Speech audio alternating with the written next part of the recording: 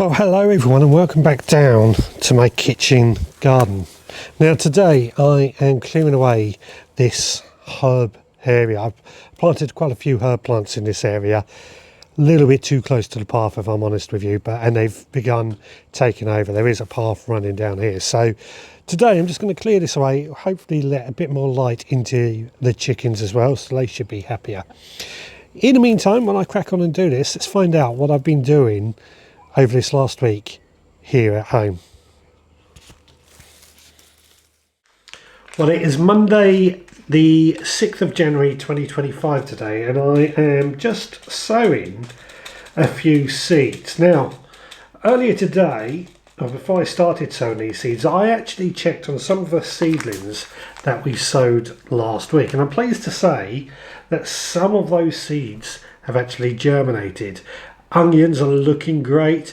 A couple of chilies that are in there are also germinating and growing well, and even the aubergines are starting to show signs of life. So I have actually moved those from the first propagator into my second propagator, which is under grow lights.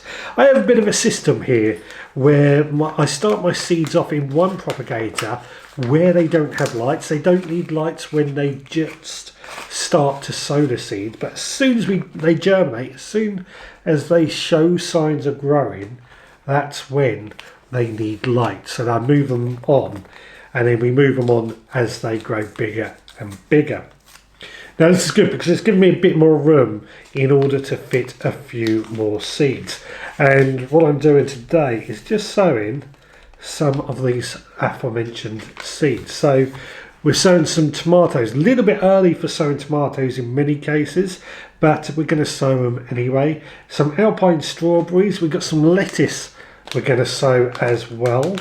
And a couple of herbs, parsley and chervil. And of course, well, what I think is probably a bit unusual to grow from seed, but I grow it every year, rhubarb, which I love growing from seed.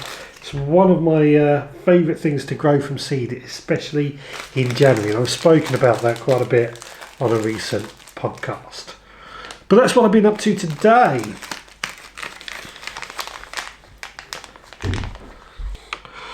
Well, today, when I was on my lunch break, I popped into a garden centre. And I'm rather glad I did, because I've discovered they are now starting to sell seed potatoes. So I've started to get my seed potatoes. Now, I think when it comes to seed potatoes, one of the things I always like is being able to buy, pick your own sort of seeds, as opposed to buying a large bag. But one of the things I think is also very important is as soon as we get these seed potatoes, we get them out the bag, whatever they may be in, and get them chitting. These have already actually started chitting. We can see we're getting lots of little roots on these. So I'm just placing these in some of my plastic containers to chit a little bit more.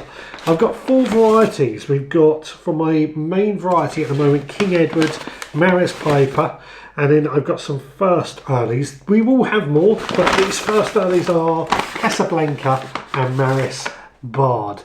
We will have more varieties, don't get me wrong, that's not all we're going to be growing this year, but just to get the potatoes started, we need to get these chitted. Now, one of the things I find that is very important to do when it comes to chitting our potatoes is to make sure they're somewhere where they get plenty of light, but pretty cool. And I find my greenhouse to be an ideal place for this. My greenhouse at home, that is. We will place these in there where they should get plenty of light, and it should actually stay relatively cool for these to chit. And we will actually plant these out in the allotment, because I always grow my potatoes, just so I know what seeds are what. I always grow my potatoes on the allotment. They will actually be planted in March the 20th, St. Patrick's Day. That's when I tend to do all mine.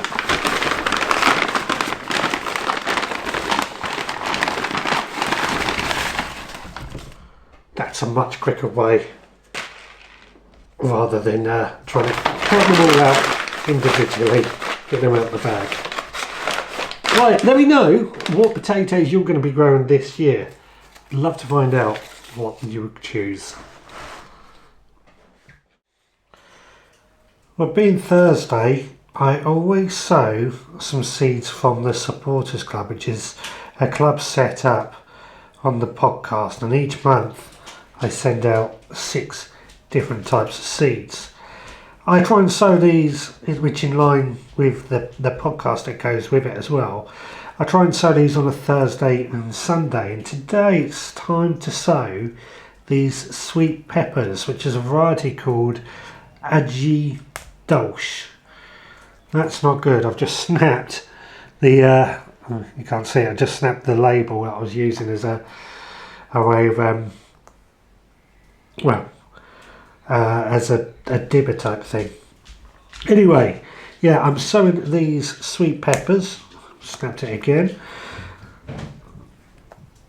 We're going to sow quite a few of these because, well, we need lots of peppers. I quite like peppers. They're a tricky one to get a decent amount of, which is why I sow these in January. But these will start off under heated propagators, under grow lights, to get a really good start, as well as a long growing period, which I find is the key with sweet peppers. That, and growing them on a south-facing wall where they get plenty of light and plenty of heat.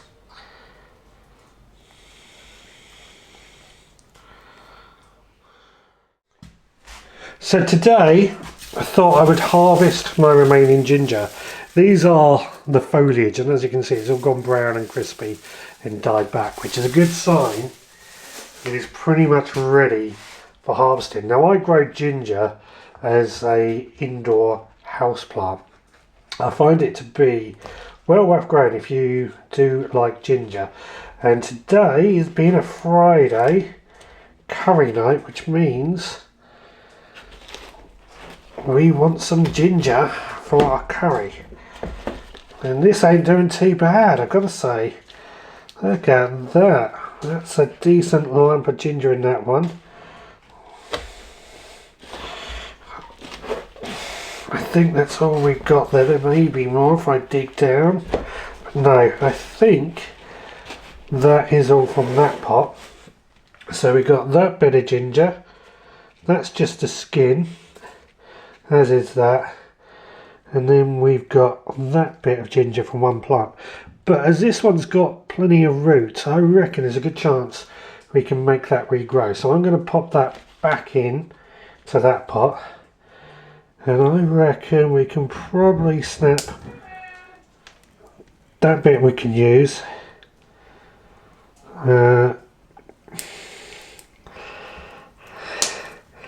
bit we can use. And this bit, because it's got roots, we're going to replant. So we'll get 2 plants out of that one plant next year. And then we have my other pot of ginger.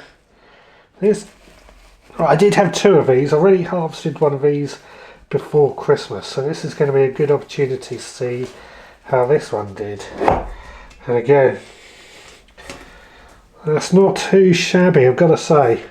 I'm quite happy with that ginger. We'll snap that off there. We can use that ginger.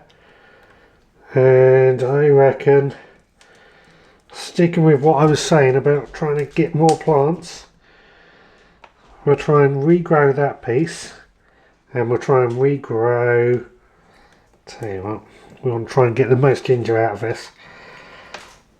Yeah, no, we'll replant that piece and hope that's that piece. And hopefully we will end up with more plants and more ginger next year. That will give us 6 plants next year in total, including what we've already set up. But that's also given us quite a few lumps of ginger. That is a piece left over from before Christmas as well.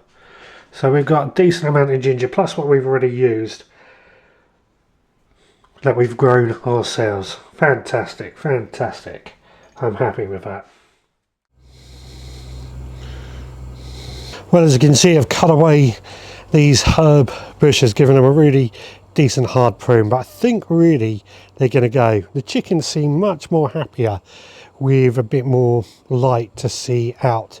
The only thing I'm in need now is a decent saw for getting really low on the ground to cut some of these bits left in the ground, shall we say. And I'm also debating what to do with this bit here. I might pop gravel down, I'm not sure, wood chip maybe, I'm not sure just yet, but it gives me things to think about. Anyway, chickens seem a lot happier. That's the main thing that I wanted to do, and I got my path back, which is also a little bit better. I'm certainly looking forward for some brighter, warmer days, I'll have to say. Everything just seems a little bit cold, a little bit grim. Right, well, the light is fading again. I don't think you can quite see me, but I think we're going to call this a night for today. Thanks so much for joining me. Let me know in the comments, 1, what type of lopper or pruning saw you recommend, and 2, what you've been doing in your own allotment, in your own garden this week as well. And I look forward to seeing you again next time.